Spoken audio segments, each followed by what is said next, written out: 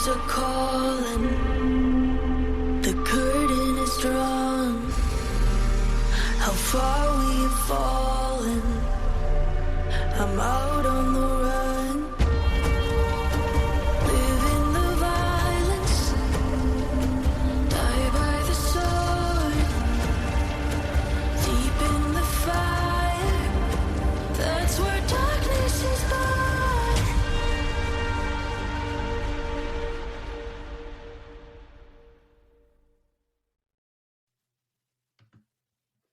Hello, everyone. It has been a minute. I have been on a bit of a hiatus, and it's for good reason, I think.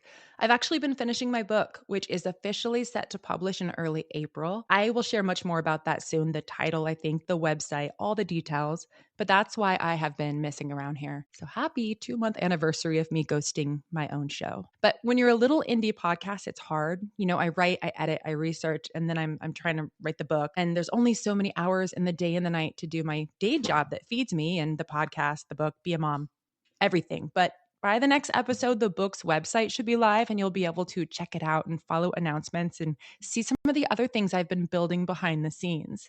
And I want to apologize for the lack of episodes and communication. But to be totally transparent, aside from my marriage and my kids, this book is the thing I've been most passionate about in a really long time. I'm working with 6 families to tell the stories of their daughters, their sisters, their loved ones who were murdered by their military spouse or boyfriend. And you're not going to find these details in the media because I'm literally talking to the moms, the sisters, those who know the details just intimately. And these stories have been entrusted to me with so much courage and vulnerability.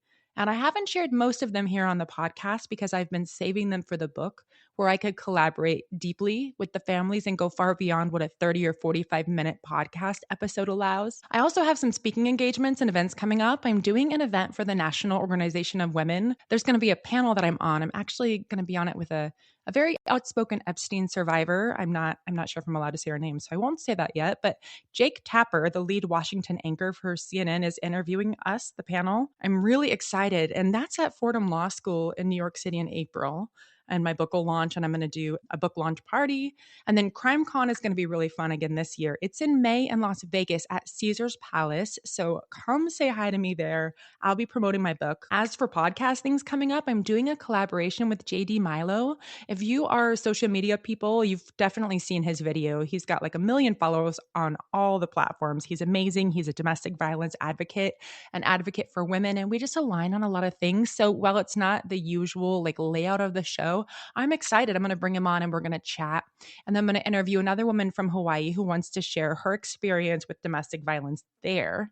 And that actually reminds me. And now I'm going to go on a tangent, but bear with me. I just received this email from a military spouse who she sent me all her court cases and all her reports and her records of trying to get restraining orders and everything she's reported to the military and like their lack of response and lack of any kind of disciplinary action for her husband that she's trying to get away from. And the email essentially said, "Hi, my husband is going to kill me.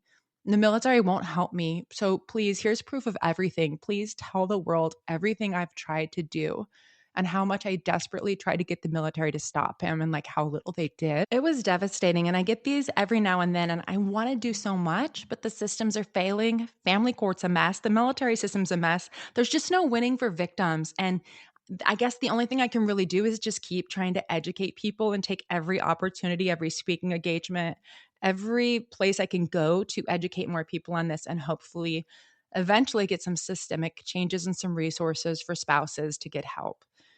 So let me come off my tangent now. This is just a little mini episode to let you know I'm still plugging away over here, still going on, but I wanted to tell you today about 2 cases just briefly. The first case is a new case, sadly. It's active, it's just unfolding. It's an international manhunt. And I don't have a lot of information yet, but it's important enough that I wanted you to know what's happening. The second case is also limited in information, but I just want to share the victim's name, a little bit of who she was. She was also a service member. You know, even when the details are super scarce, her name matters. The women matter. So thank you for listening. Thank you for your patience. And thank you for caring about these women and these families. So the first case begins with a lie. And it's a lie so elaborate and so calculated that it fooled an entire family for weeks. It starts with a missing woman, a husband with a story that didn't add up, and it's in a quiet Virginia neighborhood holding the truth no one wants to imagine. 39-year-old Lina Guerra was reported missing on February 2nd by her brother in Colombia. He hadn't heard from her in more than 2 weeks, which is completely out of character for Lina. Her husband, David Varela, a 38-year-old Navy reservist, had an explanation ready. He told Lina's family she'd been arrested for shoplifting. He even sent a photo, the two of them together, Lina appearing to wear an orange jumpsuit, and he claimed he was visiting her in jail. Apparently, they allow couple selfies in jail. I don't know, but he told relatives he was devastated, that he couldn't stop crying, and that he hadn't eaten. But court records show something else entirely. Lina had never been arrested. And as the family begins piecing things together, they shared more about what Lina had been living with behind closed doors.